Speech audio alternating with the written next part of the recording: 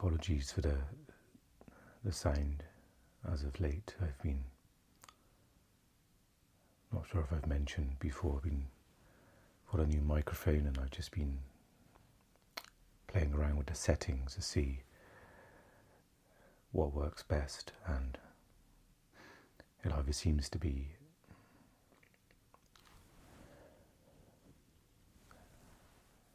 picking up pop sounds from my speech, or it's been a bit quiet, and so I've got it on a loud setting, and I'm seeing hopefully this will be okay.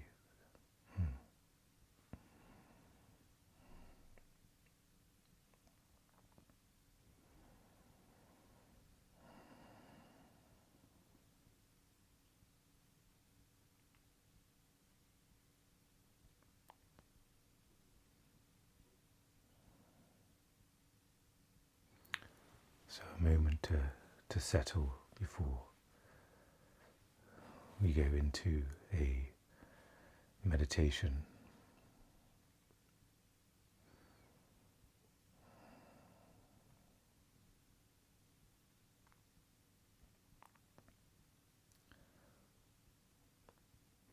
I do have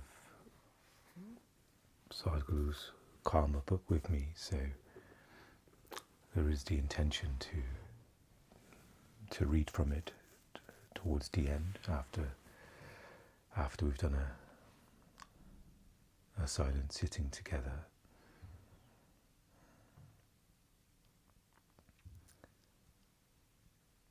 If pointers come to me during the meditation, I will share, but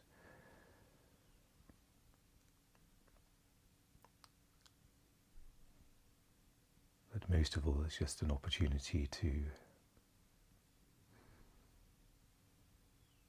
rest in your awareness, your being.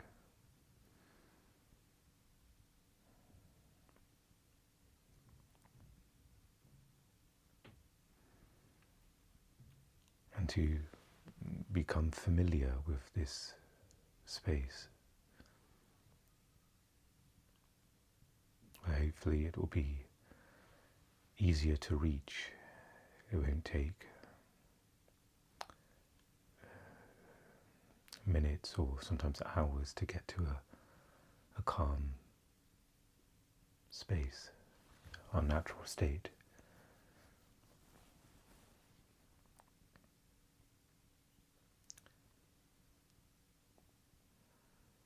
That the more, I guess I can use time in quotes, that's spent in being in our awareness, then the quicker we can return, or the quicker we can uncover it if thought or sense perceptions block our view.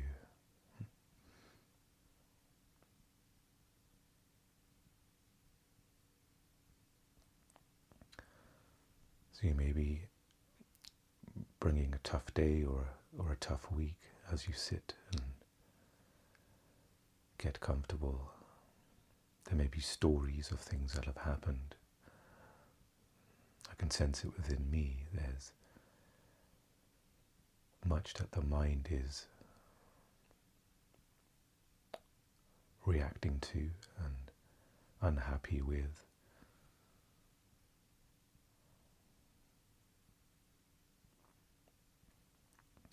It's a moment just to put the mind down, not to ignore the challenges that we have, but for a moment just to acknowledge the space around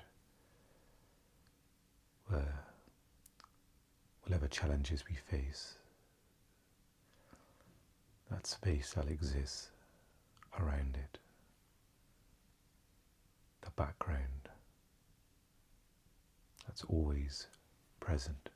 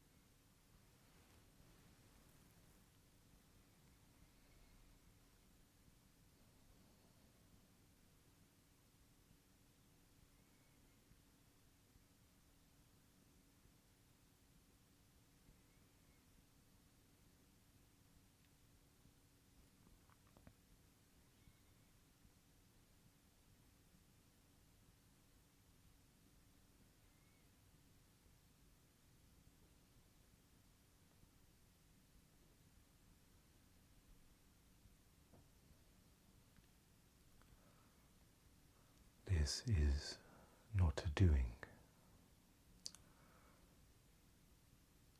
In the present moment, you can feel like you're trying to get there, trying to become present. But in fact, it's a undoing. We are so conditioned to think and perceive that we mistake this as our authentic self.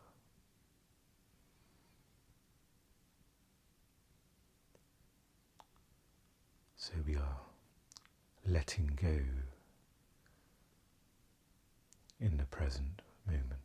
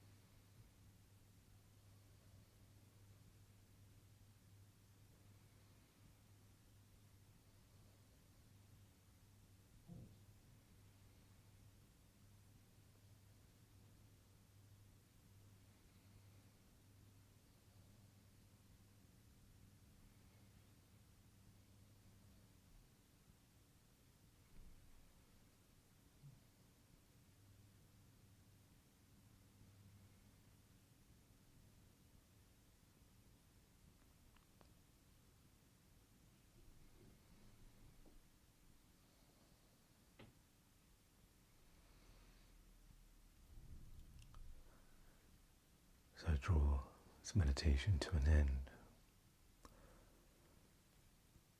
Just a thought of what do we generate each day. All of the thoughts.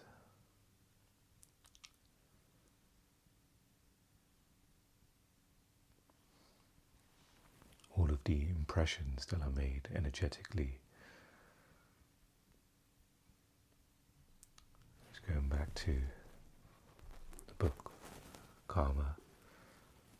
What karma is being created on the physical, the mental, and the energetic bodies.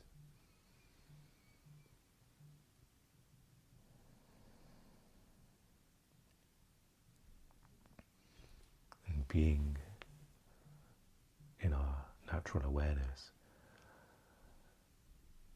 we return to that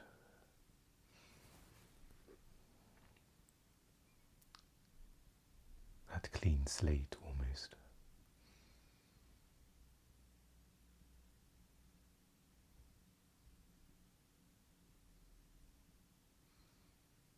And from here it's easy to recognize our conditioning, our regular cycle of thoughts. Of course, at some point, and this will happen to me in a day, that the presence may be obscured and the cycle will be going, but there won't be awareness of it. There'll be the habitual normality of these are the normal thoughts. But from now, there may be a bit of space before those thoughts start up again, those challenges or, again in quotes, problems return. I need to fix this, this needs to be done, or this isn't fair, this shouldn't have happened. And so just to recognize that initial space as we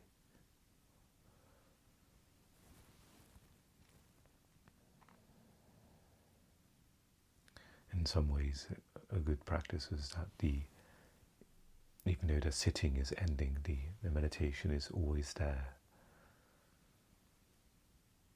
So we're not sort of going into a meditation space and then going into our normal state. It's one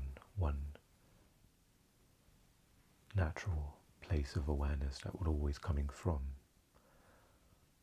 Whether we're doing a bit more of a formal sitting meditation or so there is less of a big sort of change. That the thread of awareness is there whether we begin to sit and dwell in awareness or whether it's an activity that needs to be done.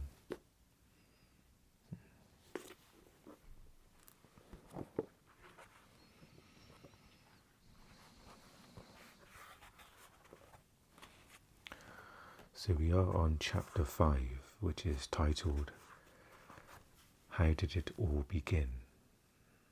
And I'll read the sutra that comes with it. Pure intelligence creates memory out of itself.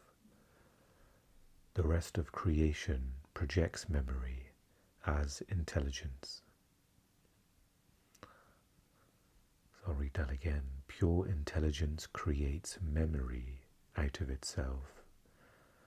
The rest of creation projects memory as intelligence.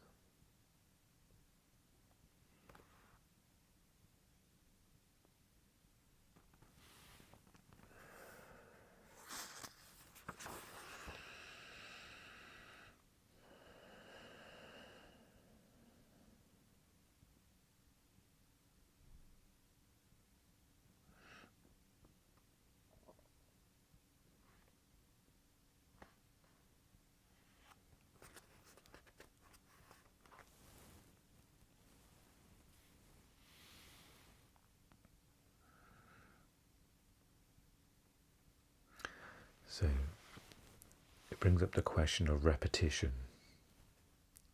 Karma, sort of repeated actions, repeated memory that we that we go through, the repeated thoughts, the cycle of karma.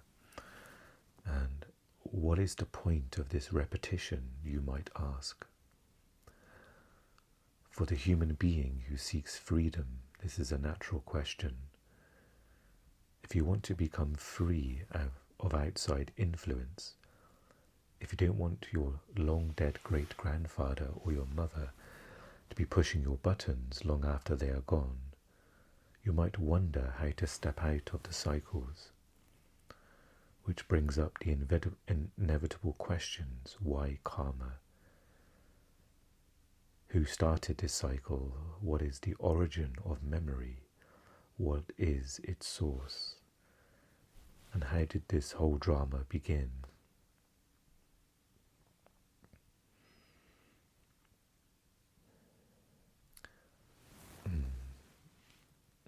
So the many creation myths have tried to address this question. The yogic creation story is a scientific truth expressed in strikingly poetic imagery. It tells us that it all started with a realm of infinite emptiness. This is a dimension that has no memory at all. It is pure intelligence. It has no form, no shape, no size, no color. It is, in fact, no thing, and yet it exists. And this is the very basis of creation. Now, the very birth of form, even if it is a wave or just a particle, necessitates memory. You did not emerge from nothing. It is from the template of your parents that you were created. This means that memory or karma is a prerequisite for form.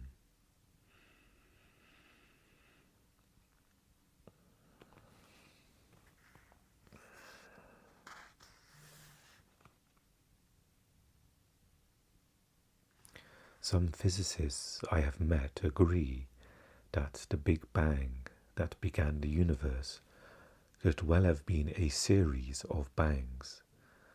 In an automobile, if you take off the manifold and start the engine, it would sound like a volley of bangs.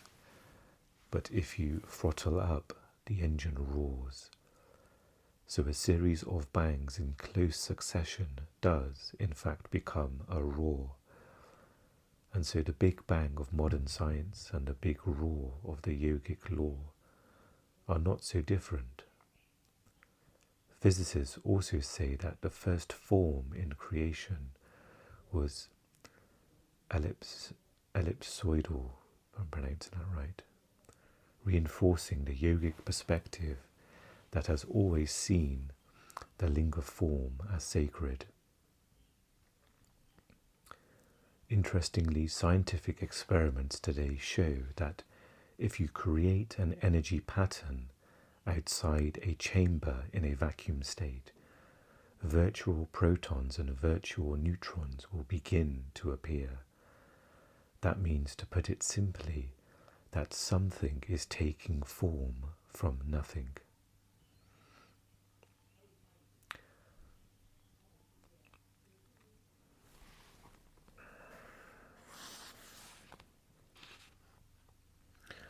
What we call knowledge refers to frozen, accumulated memory. Knowing, on the other hand, is a dynamic process. It is living wisdom, not dead information. Instead of tending to the root, Adam and Eve grew fascinated by the fruit. Instead of nourishing the tree of life, they began to fixate on the succulence of the end product.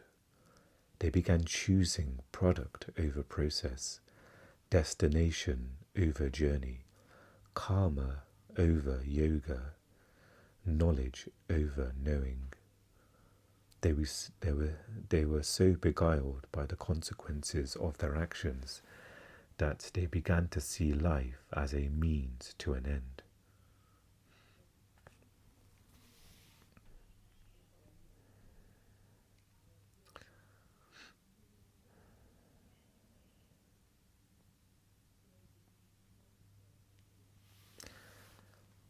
it says here that this is a reductive way to live life, so it means to an end. For as soon as you seek to freeze or grasp or manipulate the great roaring cascade of life, you have to stand apart from it. And so the moment you stand apart from it, divisions are created. There's duality. There's I and the object.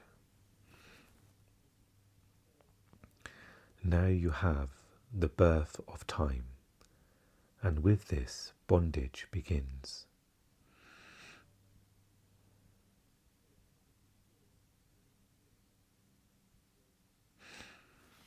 So the example is given here is the divisions between the root, the stem and fruit, between past, present and future. So the root that has been, the stem that is now, and the fruit that's due to blossom. And this is the birth of time. And with this, bondage begins.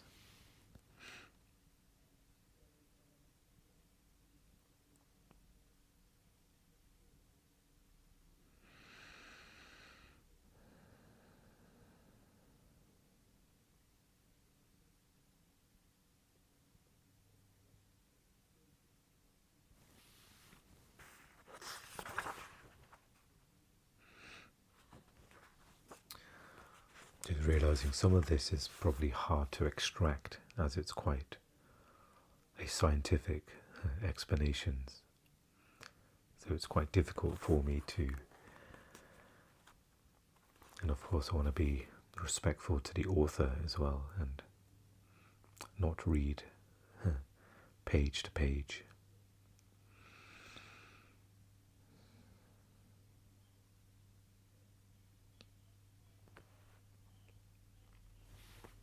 Perhaps I'll just end this with the last paragraph of this section.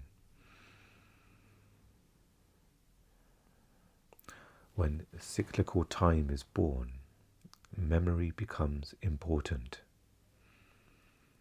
How a proton, neutron and electron behave in a hydrogen atom is not the same as the way they behave in an oxygen atom.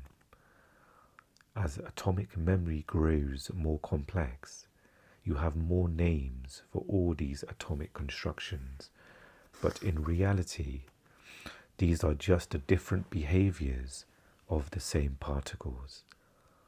From the particle to the atom, from the molecule to the amoeba, from the fish to the human being.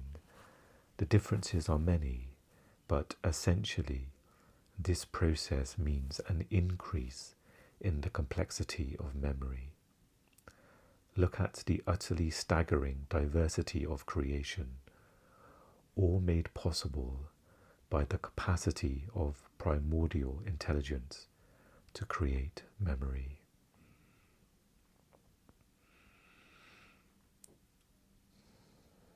So that out of nothingness, the diversity, the complex memory of forms.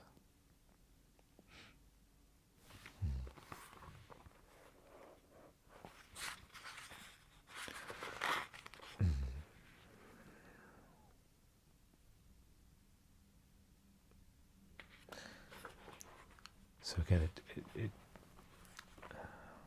on one level, it sort of explains how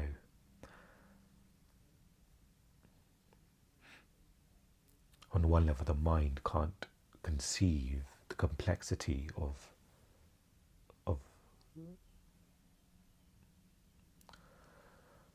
what is being created. For example, if you were to think about the size of space, the mind just can't conceive it. And so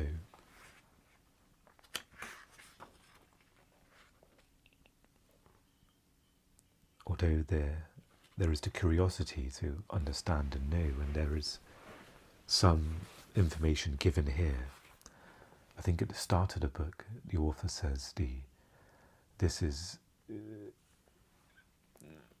almost just hinting, this is just tip of the iceberg, that this book can only start you on your journey. But it also tells you that we don't need to understand the complexity, that we can go back to the simple nothingness, the emptiness, or as whatever name you like to call the what you can't name, the awareness, or we'll use that for the moment, that you're returning to source, that though there's been this, I guess, in here the roar, the expansion that's still happening, or a series of bangs that's still happening, that it wasn't just a big bang, it's happening again and again as waves of creation. You can imagine the diverse creation of forms in this moment, and it growing and dissolving, coming up again. Again, the mind can't understand that. And it's returning back to the knowing, the dynamic knowing. So there is the dead, frozen knowledge, but there's the dynamic knowing of now.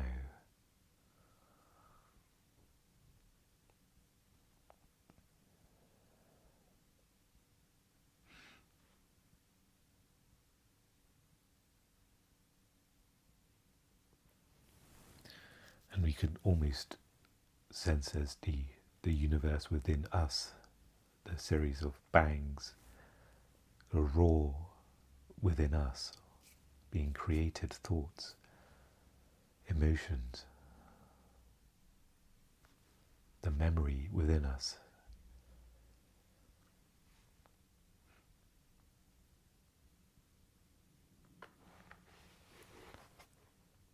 And so, in some ways we can, I'm sure it's mentioned here, the game of karma almost, you can sense all of the memory within us, the memory that's been created here in this life, the ancestral memory, the conditions.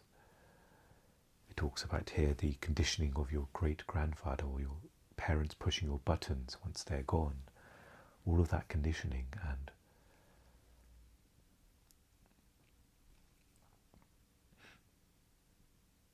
the unconditioned presence of now.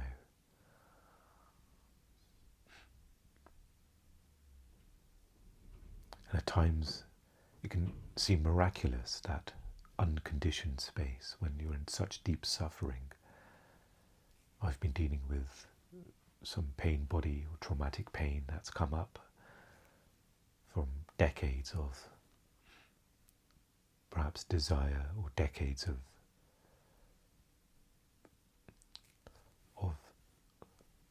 thought cycles of want.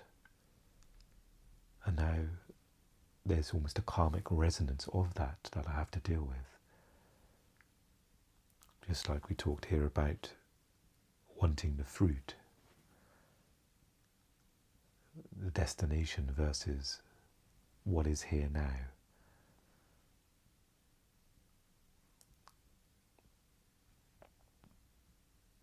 So a lot of these pointers and guidances, when we refer back to Eckhart, who says, allow this moment to be. That is the karmic yoga. We are not generating thoughts and impressions, energetic impressions about the future.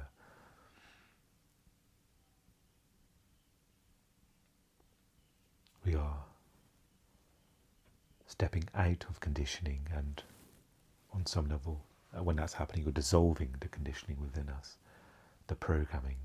We go back to the first section of we move to the driver's seat and we are steering now. We're not in in the passenger or the back seat, hoping that things will turn out okay. So on one level, there's a great complexity of, if you look at all of our karmic resonance, all of the creations, the situations, the events, the ancestry attachments to that. It's inconceivable, but on another level, the simplicity of now, of this moment, the one moment, the aliveness, the knowingness of that.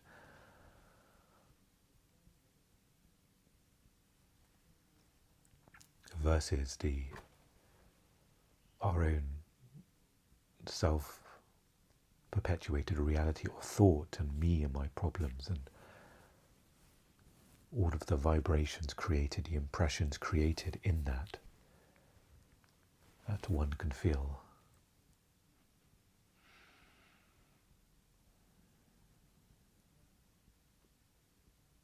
So I hope I know it's a very complicated topic, and this section is talking a bit more scientific about. But this is the way I am sort of digesting it and understanding it as well.